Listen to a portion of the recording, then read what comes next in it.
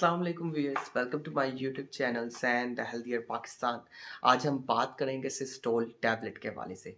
अगर हम बात करते हैं सिस्टोल टैबलेट की, तो सिस्टोल टैबलेट के अंदर जो है वो शामिल है मायोइनोसिटोल। मायोइनोसिटोल इसमें 1100 जो है वो मिलीग्राम जो है वो शामिल है। अगर हम बात करते हैं इसके अंदर डी कायरोइनोसिटोल की, तो डी कायरोइनोसिटोल इसके अंदर जो है तकरीबन 27 मिलीग्राम जो है वो शामिल है।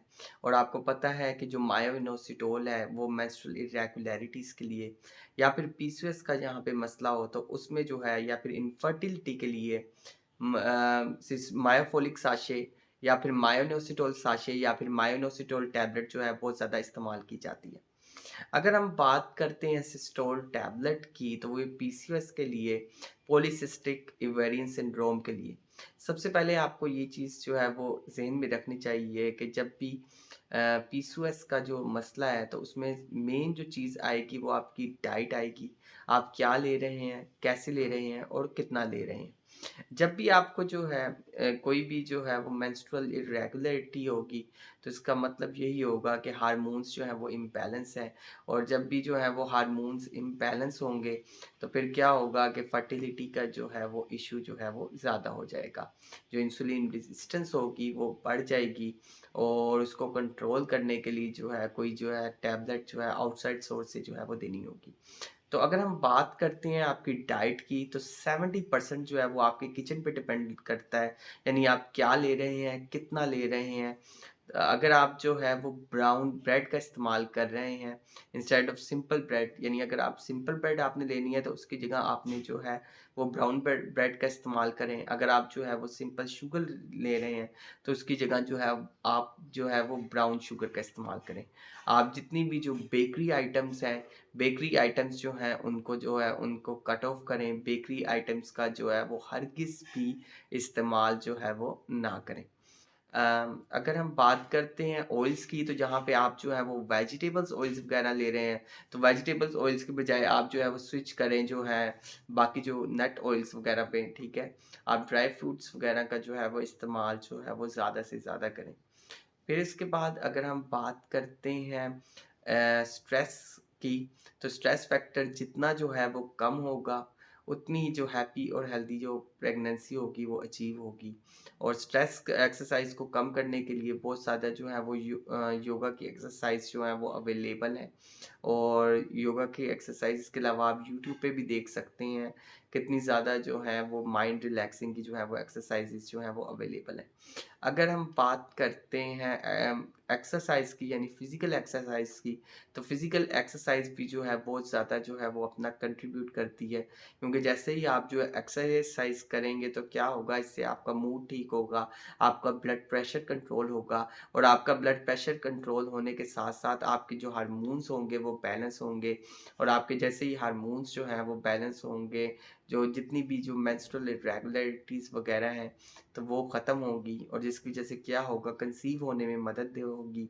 जैसे ही कंसीव होने में मदद होगी तो हैप्पी और हेल्दी जो प्रेगनेंसी है वो अचीव हो सकती है। फिर उसके बाद अगर हम बात करते हैं मेडिसिन्स की, तो मेडिसिन्स में जो है आप कह सकते हैं कि 15% जो है वो मेडिसिन्स पे जो है वो डिपेंड करता है।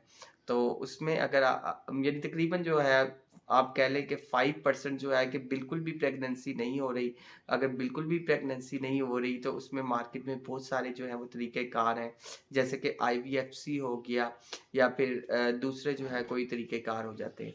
और अगर जो है वो जो है प्रेगनेंसी जो है वो अचीव हो रही है, ठीक है, यानी किसी वजह से जो है, यानी हस्बैंड की और वाइफ की दोनों जो है वो रेगुलर है, मगर फिर भी जो है वो कंसीव जो है वो नहीं कर पा रहे, तो उसके लिए जो है फिर इसमें मायोफोलिक साशे है। मायोफोलिक साशे जो है वो हार्मोन्स को बैलेंस करेगा, एग की क्वालिटी को जो है वो इंश्योर करेगा, एग की प्रोडक्टिविटी को बढ़ाएगा। और फिर उसके बाद जो मायोफोलिक साशे है वो इंसुलिन रेजिस्टेंस पर अपना जो है वो रोल अदा करेगा, और जो एग की जो रिलीज़ है, एग की क्वालिटी है उसको बेहतर बनाएगा। और मायोफोलिक जो है एक तकरीबन एक नेचुरल जो चीज़ है जिससे जो है वो प्रेगनेंसी जो है वो हेल्दी प्रेगनेंसी जो है वो अचीव हो सकती है। तो सिस्टोल जो टैबलेट है इसके अंदर मायोफोलिक अगर हम बात करते हैं, तो इसके अंदर मायोफोलिक जो है वो 1100 मिलीग्राम है। ये इसके अलावा इसके अंदर अगर हम बात करते हैं डीकाइरोइनोसिटोल की, तो वो 27 मिलीग्राम मौजूद है। इसके अलावा इसके अंदर जो है वो फोलिक एसिड मौजूद है। तो एक बेस्ट कॉम्बिनेशन है।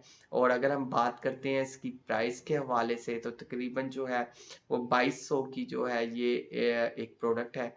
और 2200 का जो है वो 30 टैबलेट्स की जो है वो पैकिंग है। और ब्लू कलर की जो है वो इसकी टैबलेट है। और बेहतरीन जो है वो पैकेजिंग में जो है मौजूद है सिस्टोल टैबलेट। और काफ़ी अच्छे जो है वो इसके रिजल्ट हैं, जहाँ पे जो है इनफर्टिलिटी वगैरह का जो है वो मसला हो। तो सिस्टोल टैबलेट जो है इसके अंदर मायोनोसिटोल शामिल है, डीकाइरोइनोसिटोल शामिल है, फोलिक एसिड शामिल है। मगर जब भी आपको कोई भी इनफर्टिलिटी का इश्यू आता है, तो आपने कोशिश यही करनी है कि आप सबसे पहले जो है उस चीज़ को मॉनिटर करें, कि आप अपनी डाइट को कंट्रोल करें। डाइट को कंट्रोल करने के साथ साथ आप एक्सरसाइज को, फिर उसके बाद जो है स्ट्रेस मैनेजमेंट, और फिर बाकी 15% जो है वो मेडिकेशन आती है, जिसमें 5% जो होती है वो बिल्कुल जो है वो आईवी इन वीवो जो है वो फर्टिलाइजेशन की ज़रिए है। और अगर हम मेडिकेशन में बात करते हैं, तो उसमें बेहतरीन सोर्स जो है वो मायोफोलिक है। So stay healthy and fit and do subscribe my channels and healthier Pakistan. शुक्रिया।